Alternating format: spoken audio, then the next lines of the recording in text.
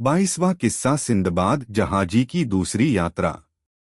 मित्रों, पहली यात्रा में मुझ पर जो विपत्तियां पड़ी थीं, उनके कारण मैंने निश्चय कर लिया था कि अब व्यापार यात्रा न करूंगा और अपने नगर में सुख से रहूंगा। किंतु निष्क्रियता मुझे खलने लगी, यहाँ तक कि मैं बेचैन हो गया और फिर इरादा किया कि नई यात्रा करूं और नए देशों और नदियों, पहाड़ों आदि को देखें। अतएव मैंने भांति भांति की व्यापारिक वस्तुएं मोल लीं और अपने विश्वास के व्यापारियों के साथ व्यापार यात्रा का कार्यक्रम बनाया। हम लोग एक जहाज पर सवार हुए और भगवान का नाम लेकर कप्तान ने जहाज का लंगर उठा लिया और जहाज पर चल पड़ा।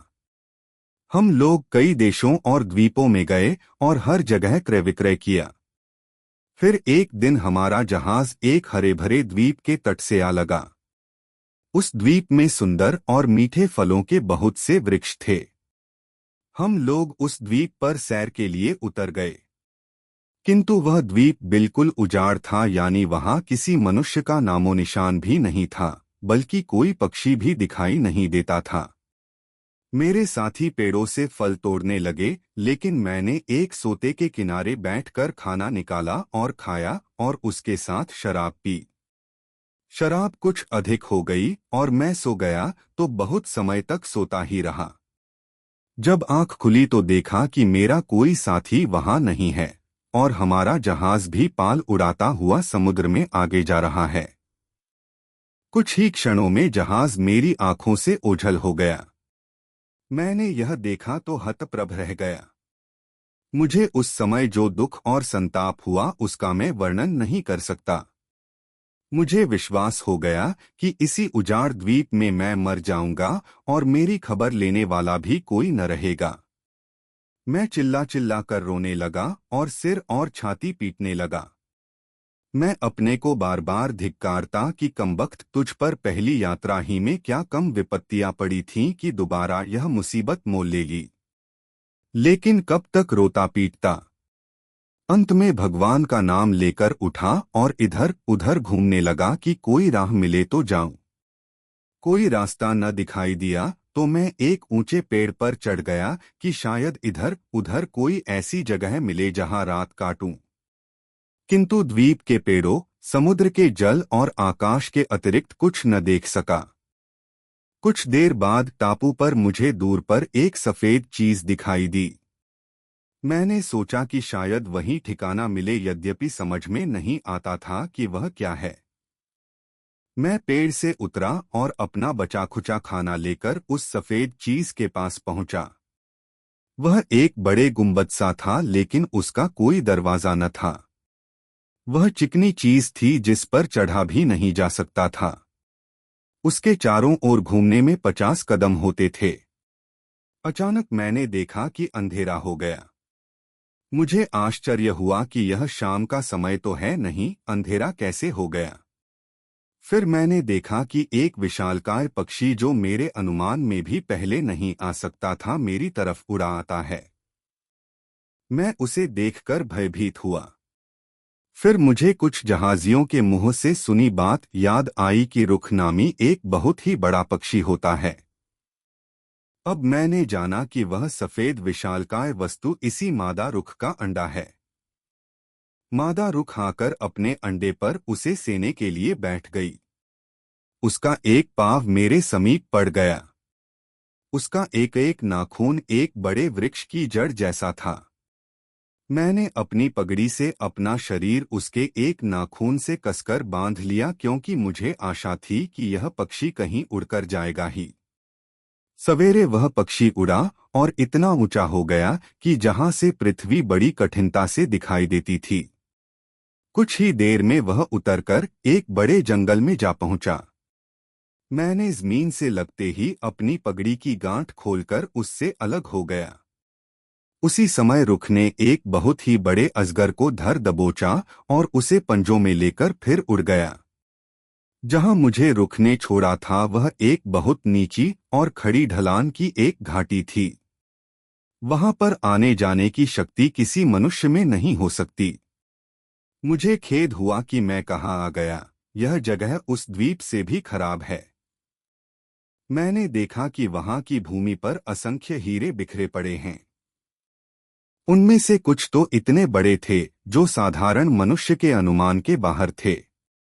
मैंने बहुत से हीरे इकट्ठे किए और एक चमड़े की थैली में उन्हें भर लिया।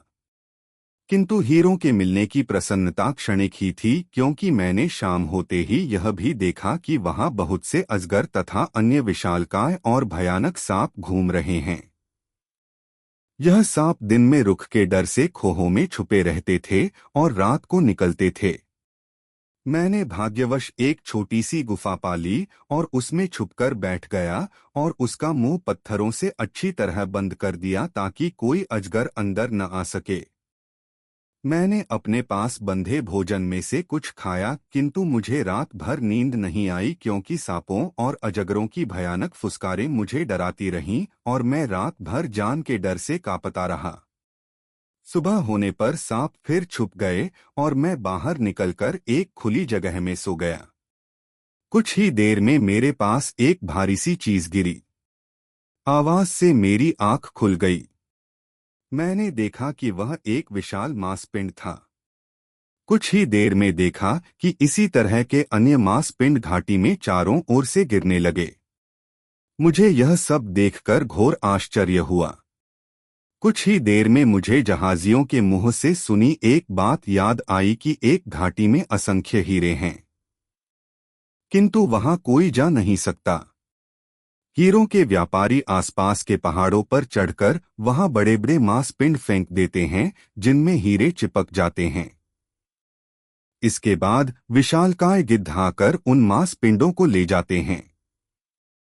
जब वे ऊपर बने अपने घोंसलों में जाते हैं तो व्यापारी लोग बड़ा शोरगुल करके उन्हें उड़ा देते हैं और मांसपिंडों में चिपके हुए हीरे ले लेते हैं। मैं पहले परेशान था कि इस कब्र जैसी घाटी से कैसे निकलूंगा, क्योंकि पिछले दिन बहुत घूमने फिरने पर भी निकलने की कोई राह नहीं दिखाई दी थी। किंतु उन मांसपिंडों को देखकर मुझे बाहर निकलने की कुछ आशा बंधी। मैंने पुराने उपाय से काम लिया। मैंने अपने को एक मांसपिंड के नीचे की ओर बांध लिया। कुछ ही देर में एक विशाल गिद्ध उतरा और मांसपिंड को और उसके साथ मुझे लेकर उड़ गया। मैंने वह चमड़े की थैली भी मजबूती से अपनी कमर में बांध ली, जिसमें पहले मेरा भोजन था और जिसमें बाद में मैंने हीरे भर लिए थे। गिद्ध ने मुझे पहाड़ की चोटी पर बने अपने घोंसले में पहुंचा दिया। मैंने तुरंत स्वयं को मांसखंड से अलग कर लिया। उसी समय बहुत से व्यापारी शोरगुल करते हुए आए और बड़ा गिद्ध डरकर भाग गया। उन व्यापारियों में से एक की दृष्टि मुझ पर पड़ी। वह मुझे देखकर मुझ पर क्रोध करने लगा कि तू यहाँ क्यों आया। उसने समझा कि मैं हीरे चुराने के लिए गिद्ध के घोंसले में चला आया था। अन्य व्यापारियों ने भी मुझे घेर लिया। मैंने कहा कि भाइयों, आप लोग मेरी कहानी सुनेंगे तो मुझ पर क्रोध करने के बजाय मुझ पर दया ही करेंगे। मेरे पास बहुत से हीरे इस थैली में हैं, वे सारे हीरे मैं आप लोगों को दे दूंगा। यह कहकर मैंने अपनी सारी कहानी उन लोगों को सुनाई और उन सबों को मेरी विचित्र कथा और संकटों से बचकर निकलने पर बड़ा आश्चर्य हुआ। व्यापारियों का नियम था कि एक एक गिद्ध के घोंसले को एक एक व्यापारी चुन लेता था। वहां से मिले हीरों पर उसके सिवा किसी का अधिकार नहीं होता था। इसीलिए वह व्यापारी जिसके हिस्से में वह घोंसला था मुझ पर क्रोध कर रहा था। मैंने अपनी थैली उलट दी। सब लोगों की आंखें आश्चर्य से फट गईं, क्योंकि मैंने कई बहुत बड़े बड़े हीरे भी भर लिए थे। मैंने उस व्यापारी से जिसके हिस्से में वह घोंसला था कहा कि आप यह सारे हीरे ले लीजिए।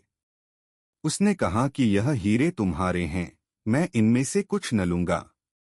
किंतु जब मैंने बहुत जोर दिया तो उसने एक बड़ा हीरा और दो चार छोटे हीरे ले लिए और कहा कि इतना धन मुझे सारी जिंदगी आराम से रहने को काफी है और मुझे दोबारा यहाँ आने और हीरे प्राप्त करने की आवश्यकता नहीं पड़ेगी।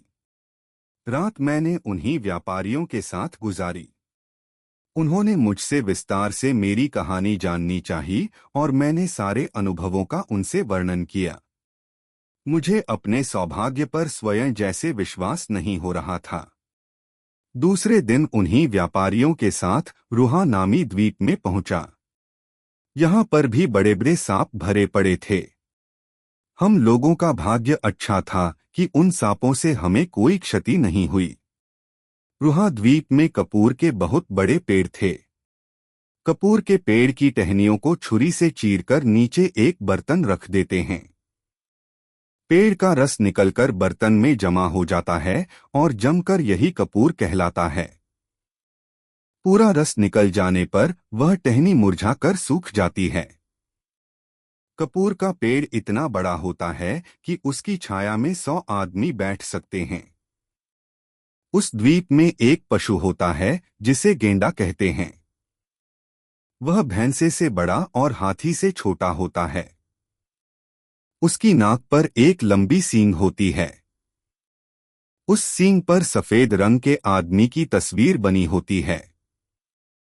कहा जाता है कि गेंडा हाथी के पेट में सींग घुसेड़कर उसे मार डालता है और अपने सिर पर उठा लेता है। किंतु हाथी का खून और चर्बी जब उसकी आंखों में पड़ती है तो वह अंधा हो जाता है। ऐसी दशा में रुख पक्षी आता है और गेंडे और हाथी दोनों को पंजों में दबाकर उड़ जाता है और अपने घोंसले में जाकर अपने बच्चों को उनका मांस खिलाता है। उस द्वीप से होता हुआ मैं और बहुत से द्वीपों में गया और अपने हीरों के बदले वहां की बहुमूल्य वस्तुएं खरीदी। इस प्रकार कई द्वीपों और देशों में व्यापार करता हुआ बसरा के बंदरगाह और वहां से बगदाद पहुंचा।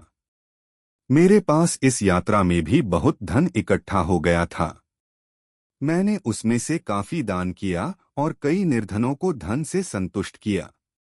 अपनी दूसरी सागर यात्रा का वृत्तांत समाप्त करके सिंदबाद ने हिंदबाद को 400 दिनारे देकर विदा किया और कहा कि कल इसी समय यहाँ आना तो तुम्हें अपनी तीसरी सागर यात्रा का वृत्तांत सुनाऊंगा। यह सुनकर हिंदबाद भी उसे धन्यवाद देकर विदा हुआ और अन्य उपस्थित लोग भी। तीसरे दिन नियत समय पर हिंदबाद तथा अन्य मित्रगण सिंदबाद के घर आए। दोपहर का भोजन समाप्त होने पर सिंदबाद ने कहा, दोस्तों, अब मेरी तीसरी यात्रा की कहानी सुनो जो पहली 2 यात्राओं से कम विचित्र नहीं है।